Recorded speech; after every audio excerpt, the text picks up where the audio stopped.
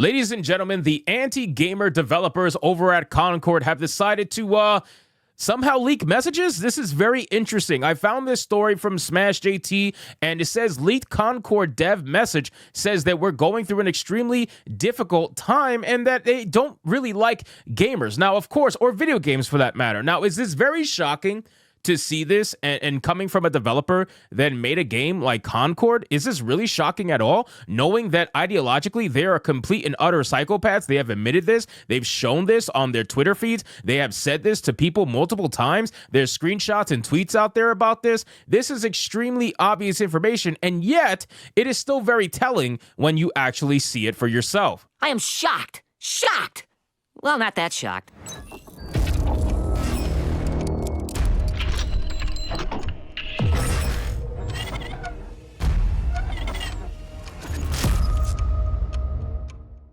So let's get into this article, guys, from SmashJT.com. But of course, before we do, if you are new here, just consider hitting that subscribe button. I would greatly appreciate it, and like the video to push us out into that YouTube algorithm.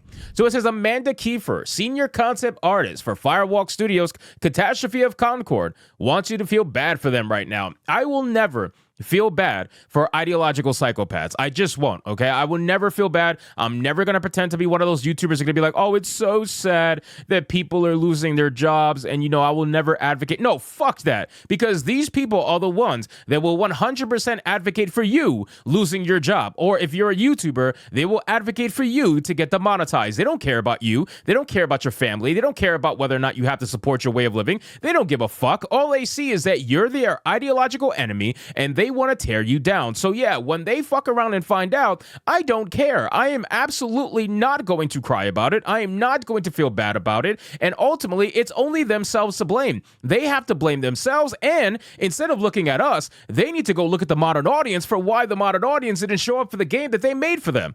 Then it says that unmasking Amanda Kiefer, a pattern of controversy. I previously covered Amanda Kiefer prior to the game coming out, known online as Imagine Amanda on X, now protected mode, shocker. But here's a quick TLDR on her to catch you up in case you don't want to rehash that entire article. She does not like gamers, shocker. A girl like this doesn't like gamers? No way. While undeniably talented in her craft, Kiefer has developed a reputation for vehemently attacking those who criticize upcoming games such as Silent Hill 2 the remake, and even has gone so far as to label dissenters as malicious. Her online persona paints a picture of a professional more interested in defending her ideologies than fostering an inclusive and welcoming gaming community. You know what's ironic about people like this is that they'll use words like inclusivity, diversity, equity, inclusion, all that stuff. Like, they'll use words like that, but ultimately it's actually not inclusive, right? They think that to be inclusive, you have to exclude people, which is hilarious, right? The inclusivity mindset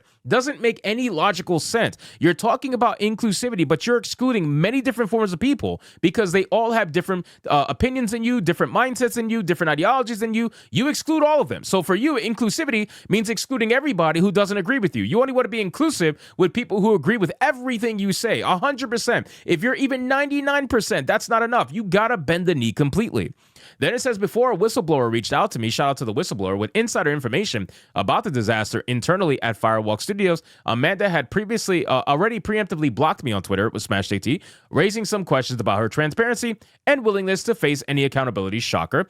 This suggested a desire to silence critics and to try to maintain control over the narrative surrounding her and Firewalk Studios. It was a telling sign of the defensive and insular culture that had permeated the studio. Well, that clearly has not worked because Concord is dead, right? Firewalk Studios has lost themselves and Sony combined over $200 million, and it's just a massive get woke, go broke situation, and nobody wants to take accountability for it, right? Firewalk Studios doesn't want to take accountability for it. Sony doesn't want to take accountability for it. The modern audience sure as fuck doesn't want to take accountability for it. They're blaming the chuds for why the game failed. Meanwhile, they didn't show up to the game at all. They didn't play it, they didn't buy it, and the ones that did buy it and the ones that did play it just wasn't enough. And then most of them left within the first week of the game. So who's really to blame here for the failure of this woke-ass video game? Whose fault is it? They never want to talk about that.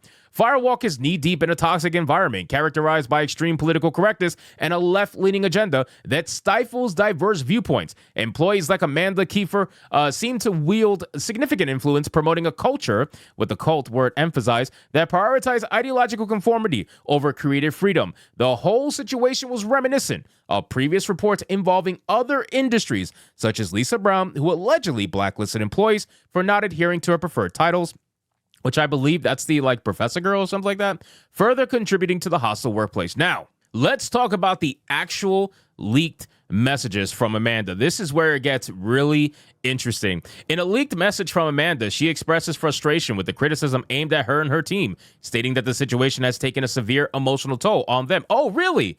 That's very interesting, considering that the developers, publicly anyway, tried to say that this was all white noise, that none of this matters, none of this affects them, that they plan to do the game for years on end, and they're totally fine, and everything's okay, and no, you can't believe the chuds. All of a sudden, now it's an emotional toll? Of course, because it's all bullshit, ladies and gentlemen. Everything that they say is bullshit when it's publicly said. Their real selves are behind closed doors. I'm telling you right now. And behind closed doors, they are admitting defeat over and over again. She acknowledges the impact of executive decisions and hints at the dire financial consequences faced by the art department. Yet her statement misses the point entirely. While it's understandable that the closure of a project can be emotionally and financially devastating for those involved, gamers are under no obligation to feel sympathy for developers when their products fail to meet expectations.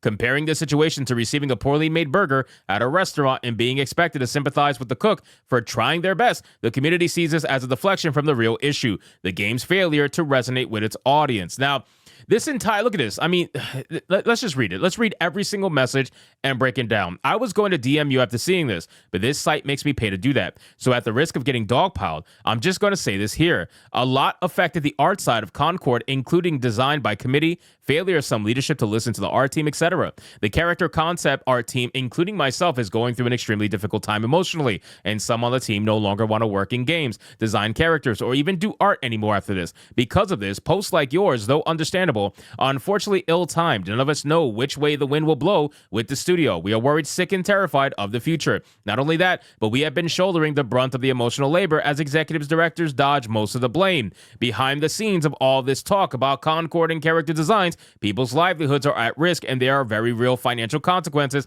that might hurt us even more. That's just what I can say from our point of view. I'm not saying change the course or anything. Us artists like being able to use social media to promote our work and get more jobs, but I'm saying we see this, and it does absolutely affect us since we just got our teeth kicked in. Now, you got your teeth kicked in because you guys decided, and stop. Can we stop?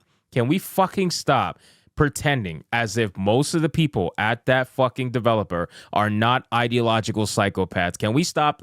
Seriously, I really want to stop pretending as if that's not the case. They always do this pity party shit when their games massively fail, right? If they're not governmentally funded, like games like Dustborn, then when they massively fail, then of course they're going to be at risk of losing their jobs. Their livelihoods are going to be at risk. Absolutely. I don't care. I'm just telling you, I don't fucking care. You can call me mean for that. You can call me an asshole for that. I don't care. The reason why I don't care is because you don't care, right? You won't care. People like this advocate for demonetization all the time. People like this advocate for the canceling of YouTubers that they don't agree with all the time. I am not going to sit here and suddenly care that a woke-ass fucking developer is fucking around and finding out. And whether you want to blame the executives or not, I have no doubts that the executives ignore everything that you say. I have no doubts that that is not true. That is 100% true, I would imagine anyway, because the executives have proven that they don't fucking care. But ultimately, you are working for a company that is acting in this manner. And after a certain point, unfortunately for you, you're going to have to either sit there and stay or find another job that might actually listen to you. Because it's not on my burden as a gamer to feel bad for the fact that your boss is not listening to you. I roast your boss as much as I roast you. You're not the only one getting the hate. The bosses at Sony, the bosses at Firewalk Studio, they're all fucking ideological morons as well. So at the end of the day, man, you guys decided that you wanted to do this and promote not only identity politics in your video game and base a lot of your decisions around it, but then you cannot stand by your decision, and now you're playing the sympathy card,